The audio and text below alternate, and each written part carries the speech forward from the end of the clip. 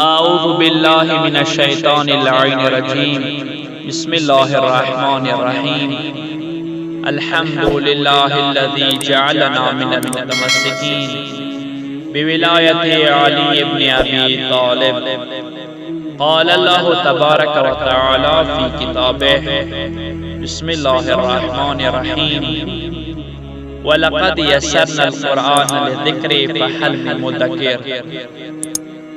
فضائل قرآن کے حوالے سے آج ہمارا چوتھا درس ہے۔ حضرت امام حسین علیہ السلام نے فرمایا قرآن مجید میں 4 چیزیں ہیں: عبارت، اشارہ، لطف، حقیقت۔ پس عبارت عوام کے لیے ہے، اشارات خاص لوگوں کے لیے ہے، لطائف اولیاء اللہ کے لیے ہے، اور حقائق انبیاء و مرسلین کے لیے ہے۔ پھر حضرت نے فرمایا قرآن کا ظاہر وسیع اور باطن گہرا ہے۔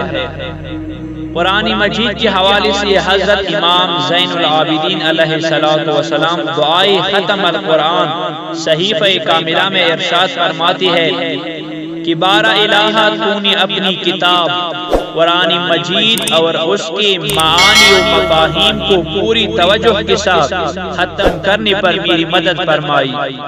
وہ کتاب جسے تو نے مادی اور روحانی زندگی کی ہدایت کے لیے نور بنا کر اتارا، اور تمام آسمانی کتابوں پر اس کو گواہ بنایا، اور تو نے قرآن کو ہر کلام پر فوقیت بخشی، اور حق و باطل میں قرآن کو حد فاصل قرار دیا، اور اس کی ذریعے تو نے حلال و حرام الگ کر دیا۔ وہ قرآن جس کے ذریعے شریعت کے احکام واضح کیے، وہ کتاب جسے تو نے اپنی بندوں کے لیے شرح و تفصیل سے بیان کیا، اور وہ وحی جسے تو نے اپنے پیغمبر حضرت محمد صلی اللہ علیہ وآلہ وسلم پر نازل فرمایا، جسے نور بنایا۔ قرآن مجید کی پیروی سے ہم گمراہی و جہالت کی تاریکیوں میں ہدایت حاصل کرتے ہیں، اور اس کو تو نے ہر شخص کے لیے شفا بنایا۔ جو اس پر اعتقاد رکھتے ہوئے اسے سمجھنا چاہیے اور خاموشی کے ساتھ اسے سننا چاہیے۔ تو نے قرآن مجید کو عدل و انصاف کا ترازو بنایا، جس کا کانٹا حق سے ذرا برابر ادھر ادھر نہیں ہوتا ہے۔ تو نے قرآن کو ہدایت کا نور قرار دیا، جس کی دلیل و برہان کی روشنی توحید و نبوت کی گواہی دینے والوں کے لیے بجھتی نہیں ہے، اور تو نے قرآن کو نجات کا نشان بنایا۔ جو اس کی سیدھی راستے پر چلنے کا ارادہ کرے وہ گمراہ نہیں ہوتا ہے، اور جو اس قرآن سے وابستہ ہوتا ہے تو وہ خوف و فقر و عذاب کی ہلاکتوں کی دسترس سے باہر ہو جاتا ہے۔ اے اللہ جل جلالہ، تو نے اس قرآن کو اپنے پیغمبر پر اجمال کی طور پر اتارا، اور اس کی عجائب و اسرار کا پورا علم انہیں عطا کیا، اور قرآن مجید کی علم تفصیلی کا ہمیں وارث بنایا۔ اے بارہ الہ، اے اللہ جل جلالہ، جس طرح تو نے قرآن مجید کے ذریعے محمد صلی اللہ علیہ وآلہ وسلم کو اپنی رہنمائی کا نشان بنایا، اور ان کی آل کے ذریعے اپنی رضا و خوشنودی کی راہ اشکارا کیے، اسی طرح محمد صلی اللہ علیہ وآلہ وسلم اور ان کی آل پر رحمت نازل فرما۔ ہمیں ان لوگوں کی نقش قدم پر چلا جو تیری لیے رات کی لمحوں اور صبح و شام کے اوقات میں قرآن مجید کو اپنا رہنما بنا کر اس کی پیروی کرتے ہیں، تاکہ قرآن کی پاکیزگی کی وسیلے سے تو ہمیں بھی ہر مادی اور روحانی آلودگی سے پاک کر دے، اور ہمیں ان لوگوں کی نقش قدم پر چلا جنہوں نے قرآن کی نور سے روشنی حاصل کی، اور اس کے ذریعے انہوں نے تجھ تک پہنچنے کا راستہ تلاش کر لیا، اور اس راہ کے مسافر ہوئے۔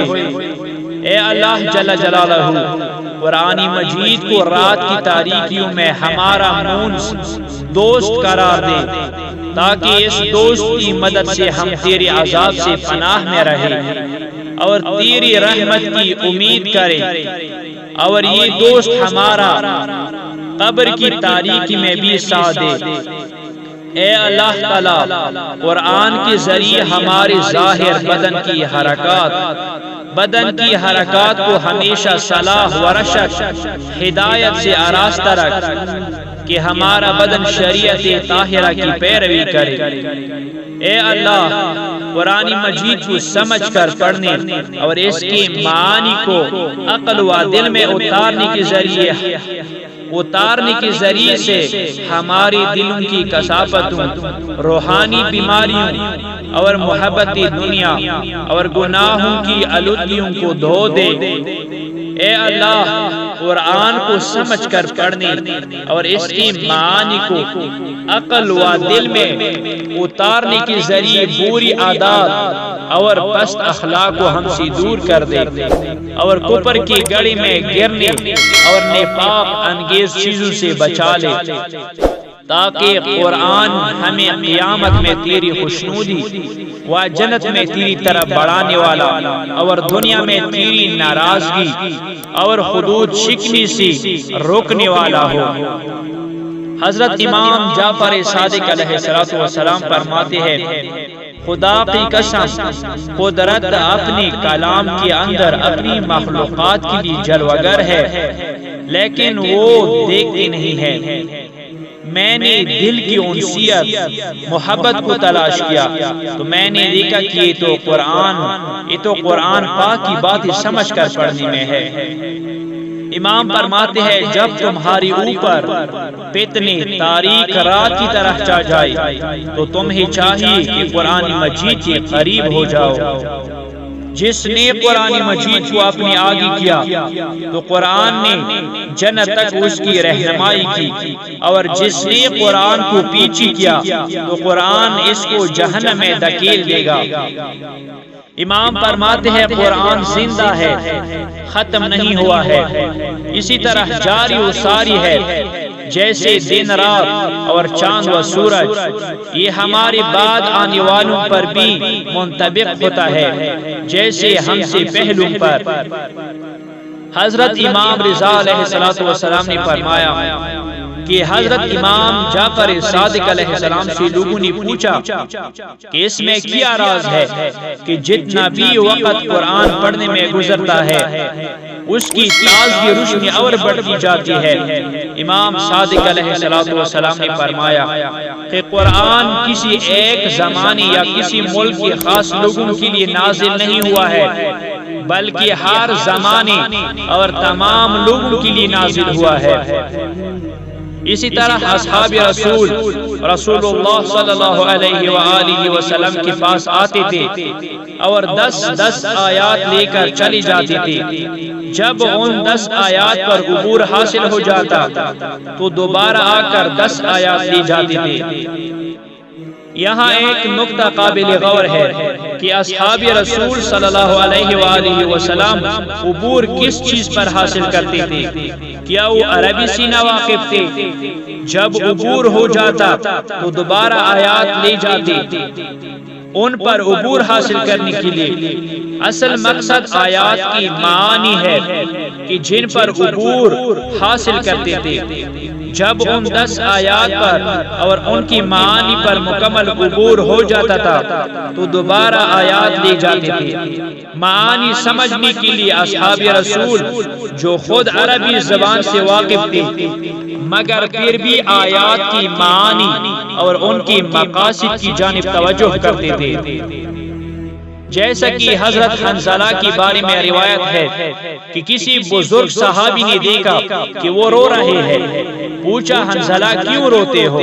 تو حنظلہ زور سے چیخ مار کر رونے لگے اور پکارے، حنظلہ منافق ہو گیا ہے، یعنی میں منافق ہو گیا ہوں۔ وہ صحابی ان کو لے کر بارگاہ رسالت میں حاضر ہوئے اور سارا واقعہ کہہ کر سنایا۔ آن حضرت صلی اللہ علیہ وآلہ وسلم نے فرمایا تو اپنی دل میں کیا محسوس کرتا ہے؟ عرض کی میں جب آپ کی محفل میں ہوتا ہوں تو اپنی آنکھوں سے جنت کی حسین مناظر اور جہنم کی دردناک عذاب کا نظارہ کرتا ہوں، مگر جب آپ کی محفل سے نکل جاتا ہوں تو یہ کمال گم ہو جاتا ہے۔ پیغمبر اسلام صلی اللہ علیہ وآلہ وسلم نے فرمایا میری محفل میں جو کچھ دیکھتے ہو وہ میری وجود کی برکت سے دیکھتے ہو۔ اگر تم گھر جا کر قرآن کی محفل منعقد کرو تو یہ سب چیزیں وہاں قرآن کی برکت سے نظر آئے گی۔ دراصل دور حاضر میں ہم طلب دنیا میں روحانی فیوز و برکات سے محروم ہو چکے ہیں۔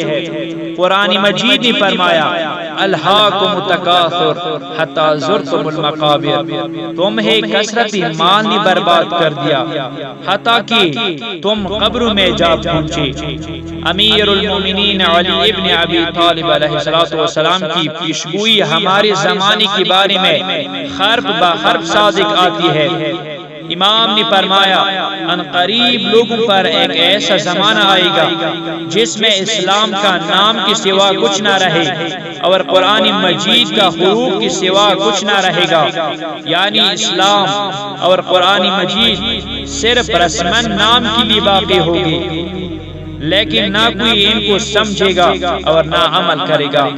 انشاءاللہ ہم دعا کریں گے پروردگار عالم بحق سید الشہداء علیہ السلام ہم سب کو قرآن پر عمل کرنے کی توفیق عطا فرما۔ لا حول ولا قوة الا باللہ۔